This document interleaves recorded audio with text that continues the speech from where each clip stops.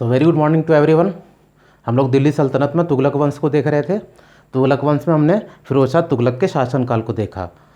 अब तक दिल्ली सल्तनत में जितने भी सुल्तान हुए उसमें सबसे ज़्यादा उदार, परोपकारी और प्रजा की भलाई के लिए काम फिरोज शाह तुगलक ने किया।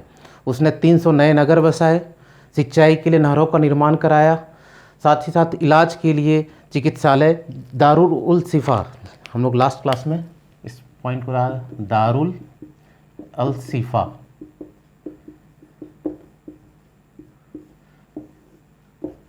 ये एक विभाग था चिकित्सालय के लिए, गरीबों विशेषकर विधवाओं, महिलाओं और बच्चों के लिए उसने एक विभाग की स्थापना की जिसे दीवाने खैरात कहा गया।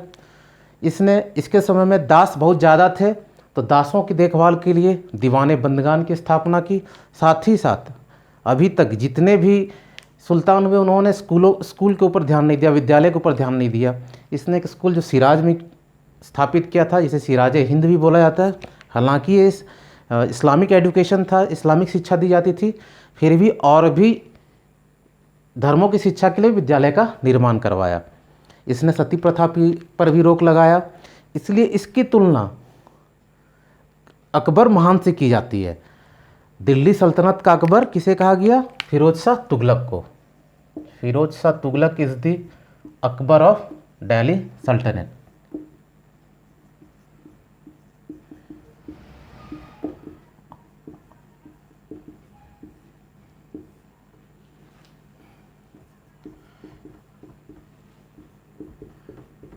इसके बाद जितने भी सुल्तान हुए बेहद कमज़ोर और डरपोक और अकुशल और अयोग्य थे। 1388 में इसकी मृत्यु हुई। 1388 से लेकर 1394 में जितने भी तुगलक वंश के सुल्तान हुए बेहद ही कमज़ोर रहे। 1394 ईस्वी में भी जो सुल्तान आया नसीरुद्दीन महमूद, वो भी कमज़ोर रहा।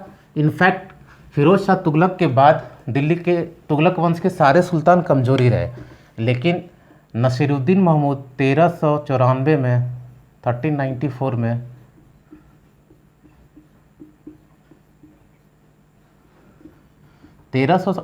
से लेकर 1394 तक डिस्क्रिप्शन हिस्ट्री में बहुत ज़्यादा इसलिए भी नहीं है कि ये सारे अयोग्य थे। अयोग्य तो नसीरुद्दीन महमूद भी था, लेकिन इसका डिस्क्रिप्शन इसलिए ज़रूरी है और एग्जामिनेशन पॉइंट ऑफ व्यू से इसलिए भी ज़्यादा इम्पॉर्टेंट है क्योंकि इसी के समय एक तुर्क शासक, तुर्क में एक जगह समरकंद, वहाँ पर ये शासन किया करता था, उसका आक्रमण 1398 में हुआ। नसीरुद्दीन महमूद का शासनकाल 1394 से लेकर 1414 तक रहा। तो इसी के रूलिंग पीरियड में 1398 में तैमूर का आक्रमण हुआ। तैमूर जो तुर्क का शासक था उसका यहाँ आने का एकमात्र उद्देश्य यहाँ पर लूटपाट करना, धन संपत्ति या दौलत को लूटकर वापस चला जाना था। और इतिहासकार ऐसा लिखते हैं कि दिल्ली में आने के बाद उसने 1 लाख लोगों की हत्या की। और दिल्ली जो यमुना शहर के किनारे है, जब इसने हत्याएं की तो यमुना का पानी पूरी तरह लाल हो गया। जब इसने दिल्ली पर आक्रमण किया तो नसीरुद्दीन महमूद का जो एरिया टेरिटरी था दिल्ली के आसपास ही रह गया। दिल्ली का किला और उसके आसपास के जो एरिया थे, दिल्ली का किला हम नहीं बोलेंगे, उसका जो किला था उसी के आसपास रह गया। इस विजय अभियान में इसकी मदद नसीरुद्दीन महमूद के एक मंत्री खिज्र खां ने किया, जो इनका वजीर था। जैसा हम जानते हैं जितने भी विदेशी आक्रमणकारी आए, चाहे भारत में हिंदू शासन रूल चल रहा हो चाहे मुस्लिम का, आपसी फुट की वजह से ही सारे फॉरेन इन्वेडर्स सक्सेसफुल हुए। अगर यूनिटी हमारे कंट्री में होती, हमारे देश में होती, किसी भी रियासत में हो, तो बहुत रेजिस्टेंस होता और शायद वो लोग इतनी आसानी से जीत नहीं पाते और शायद हार भी जाते। मेन था यहाँ पर जितने भी रूलर थे सारे में आपस में यूनिटी नहीं थी। तो खिज्र खान ने मदद की। तैमूर का एकमात्र उद्देश्य था यहाँ से लूटपाट कर चल जाना। तो खिज्र खान ने जितने भी लूटे हुए प्रदेश थे उसका पुत्र था शाहरुख खान। किसका? तैमूर का।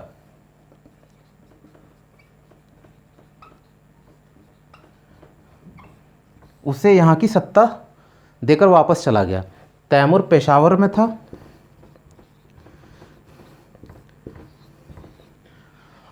सिंस ये बहुत वीक रूलर था तो 1414 ईस्वी में इसने इसे डिथ्रोन किया, इसे पद से हटाया और दिल्ली का नया सुल्तान बना। और अक्सर खिज्र खां जो पेशावर में शाहरुख खां था उसे पैसे भेजा करता था, पेंशन के रूप में हमेशा भेजा करता था, क्योंकि सारे प्रदेश को जीत लिया तैमूर ने और उसी के बिहाफ में खिज्र खां ने शाहरुख खान को पेंशन देना शुरू किया। खिज्र खां ने दिल्ली में एक नए शासन की, एक नए डायनेस्टी की स्थापना की। अब तक दिल्ली सल्तनत में जितने भी डायनेस्टी थे सारे के सारे सुन्नी डायनेस्टी थी। दिल्ली का पहला शिया डायनेस्टी खिज्र खां के द्वारा किया जाएगा, जो कि सैयद वंश के नाम से जाना जाएगा।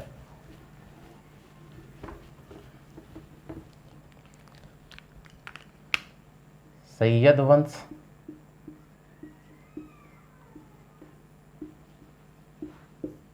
रूलिंग पीरियड इसका 1414 से 1451 तक।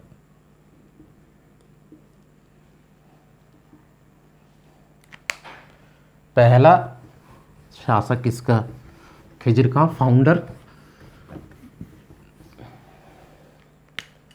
संस्थापक।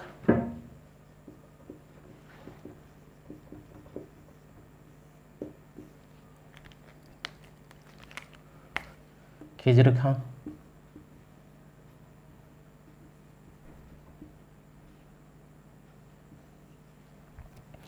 अब तक दिल्ली में जितने भी, दिल्ली सल्तनत में इनफैक्ट जितने भी रूलर रहे सभी ने सुल्तान की उपाधि धारण की थी।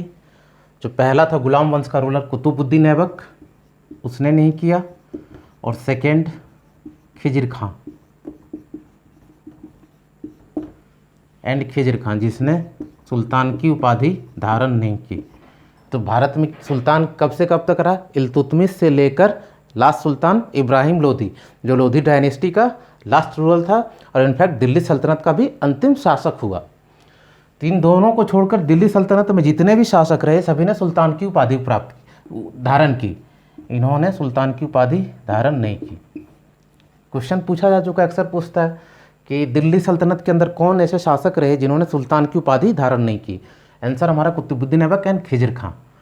खिज्र खां ने जौनपुर को वापस दिल्ली सल्तनत में मिलाया।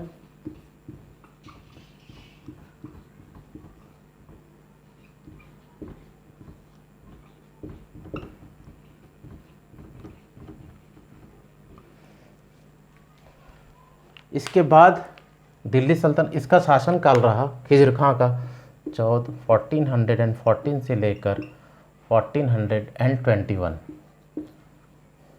1421 में इसकी मृत्यु हुई और दिल्ली सल्तनत में इसका पुत्र उत्तराधिकारी बना और नया सुल्तान बना मुबारक शाह।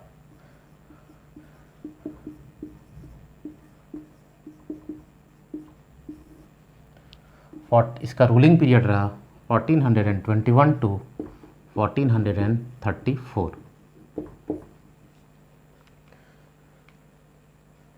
इसने अपना वजीर बहलोल लोदी को नियुक्त किया।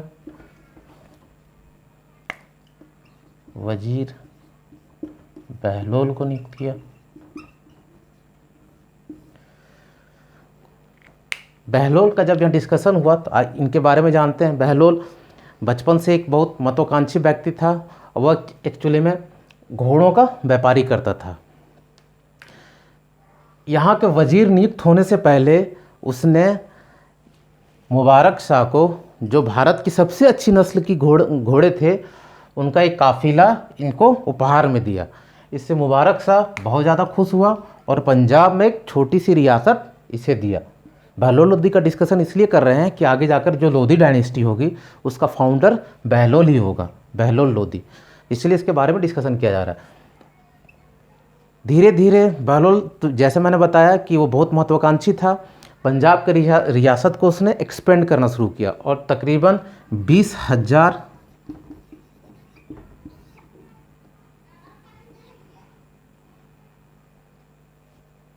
कि एक सैनिक काफिले को तैयार किया और मुबारक शाह पर मालवा का जो सुल्तान था उसने दिल्ली सल्तनत पर आक्रमण किया। और इस आक्रमण में बहलोल लोदी ने मुबारक शाह की मदद की और मालवा का शासक जो लग रहा था कि इसे पराजित कर देगा मुबारक शाह को, इसकी सहायता से, बहलोल लोदी की सहायता से मालवा के सुल्तान को पराजित किया। खुश होकर मुबारक शाह ने इसे वजीर नियुक्त किया और सारी administrative power as well as military power दोनों बहलोल के हाथों में सौंप दी। बहलोल महत्वाकांक्षी था, उसने इसे दोनों हाथों आड़े हाथों लिया और पूरी तरीके से ये केवल नॉमिनेटेड अब सुल्तान रह गए। एक्चुअल में जो रूल चल रहा था वो बहलोल का ही चलने लगा। मुबारक शाह के बाद अगला सुल्तान 1434 में इसकी मृत्यु हुई। इसके बाद इसका पुत्र महमूद शाह नया सुल्तान बना। महमूद शाह ने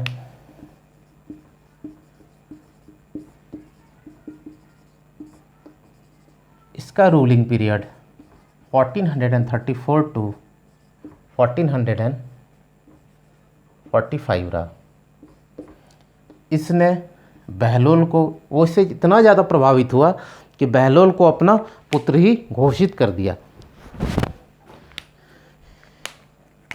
बहलोल को दत्तक पुत्र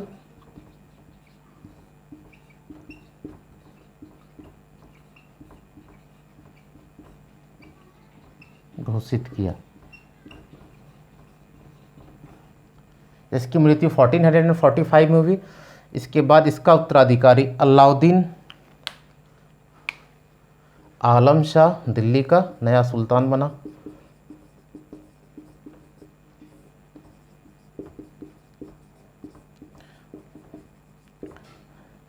सिंस इसने administrative power as well as military power take over Mubarak Shah के टाइम में ही कर ली थी, तो अलाउद्दीन आलम शाह बेहद ही कमज़ोर था।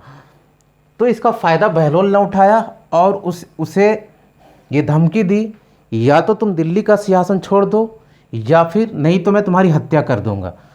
तो दिल्ली सल्तनत के अंदर अलाउद्दीन आलम शाह ऐसा पहला सुल्तान हुआ जिसने अपनी मर्जी से या फिर डर से दिल्ली सल्तनत को सरेंडर कर दिया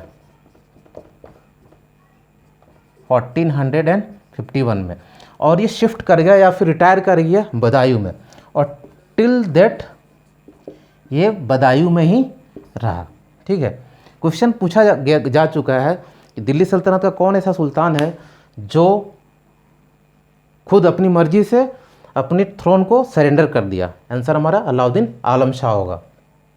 सिंस 1451 में इसने टेक ओवर कर लिया बहलोल ने कम्प्लीटली, और वो दिल्ली और अपने आप को दिल्ली का नया सुल्तान अनाउंस कर दिया, डिक्लेयर कर दिया, और दिल्ली में नए वंश दैट इज सैयद वंश की जगह अब लोधी वंश की स्थापना की।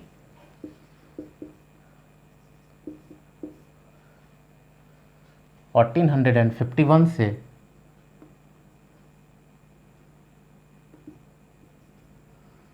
1526 रूलिंग पीरियड इसका ये रहा।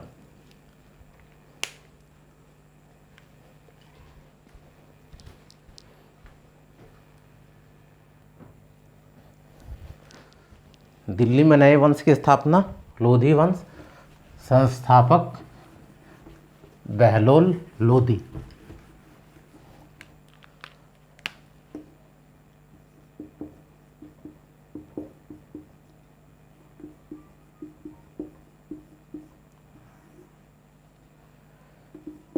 रूलिंग पीरियड इसका 1451 टू 1488।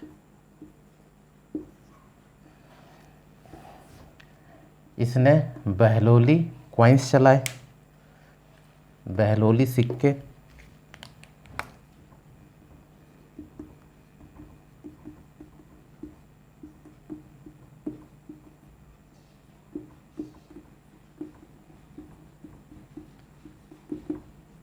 वंस अगेन जौनपुर फिर से अपने आप को स्वतंत्र घोषित कर दिया दिल्ली सल्तनत से।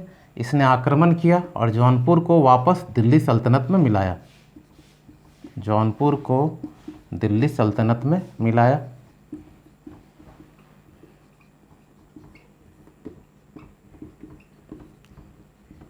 फोर्टीन 1488 में इसकी मृत्यु हुई और इसका उत्तराधिकारी, इसका पुत्र सिकंदर लोदी दिल्ली का नया सुल्तान बना 1488 में।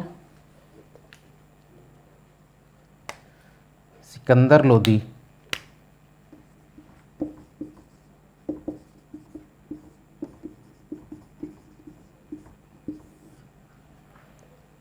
इसका ड्यूरेशन 1488 टू 1516।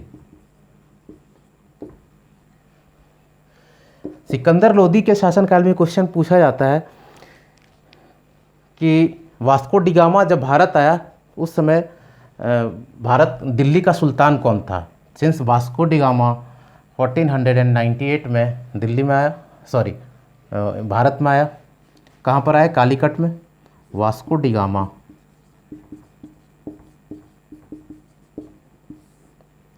(1498) में कालीकट में आया।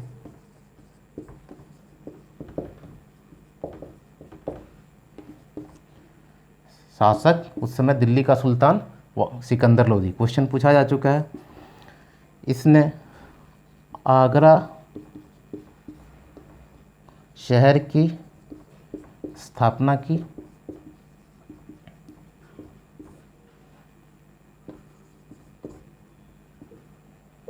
(1504) में।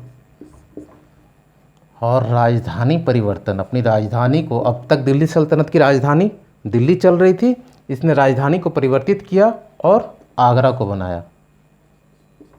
आगरा नई राजधानी। जब ये नई राजधानी बन गई तो ऑब्वियसली अब इसके बाद मुग़ल शासन आएगा, उसकी पहली राजधानी आगरा ही होगी।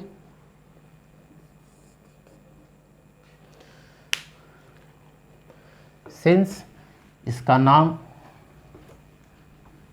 सिकंदर लोदी के नाम से सुल्तान बना, लेकिन ये बहुत अच्छा कवि भी था, तो इसका पेन नेम, दैट मीन्स जब भी एक कविताएं लिखता था तो गुलरुखी नाम से लिखता था, या फिर गुलरुखी लैंग्वेज से भी बोल सकते हैं, गुलरुखी पेन नेम।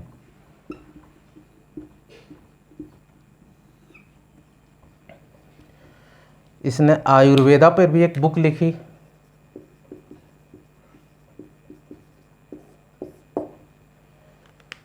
और इस बुक को इसने फरहंगे सिकंदरी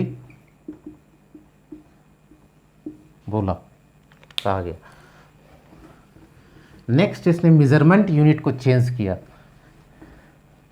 और सिकंदरी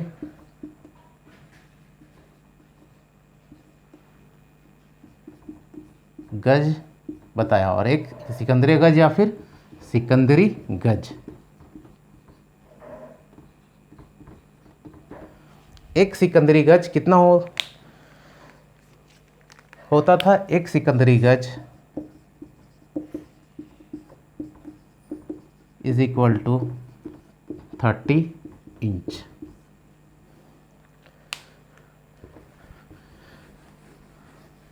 इसने बादलगढ़ किले पे आक्रमण किया। बादलगढ़ किले पर आक्रमण करके बादलगढ़ पे कब्जा किया। वहाँ का शासक कौन था? बादल सिंह। बादल सिंह को पराजित किया।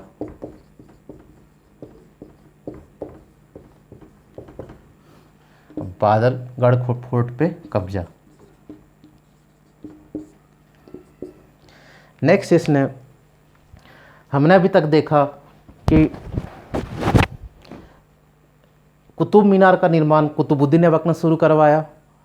उसके बाद इसको कंप्लीट इल्तुतमिश ने करवाया इन 1199 में कुतुबुद्दीन ऐबक ने इसका निर्माण को शुरू कराया अपने गुरु कुतुबुद्दीन बख्तियार काकी की स्मृति में या यादगार में। कंप्लीट इल्तुतमिश ने कराया।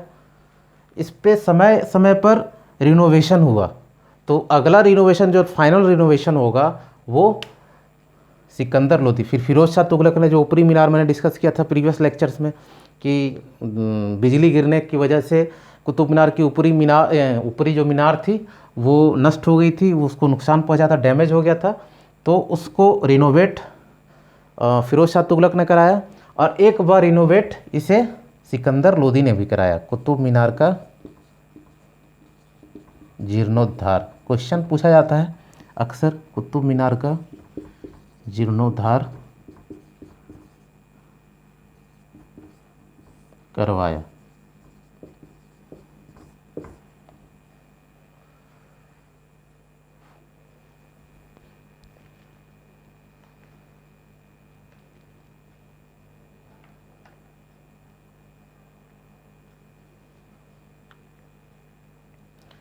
फोर्टीन 1416 में इसकी मृत्यु होती है, और इसी का पुत्र इब्राहिम लोदी दिल्ली का नया सुल्तान बना। Next is Ibrahim Lodi.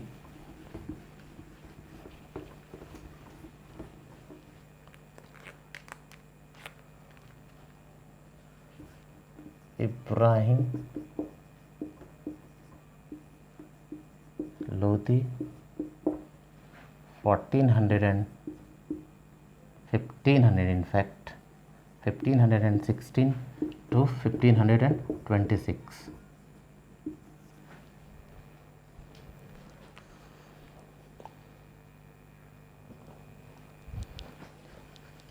और इब्राहिम लोदी ही दिल्ली सल्तनत का आखिरी सुल्तान रहा। इसे हम लोग नेक्स्ट सेशन में डिस्कस करेंगे। Thank you.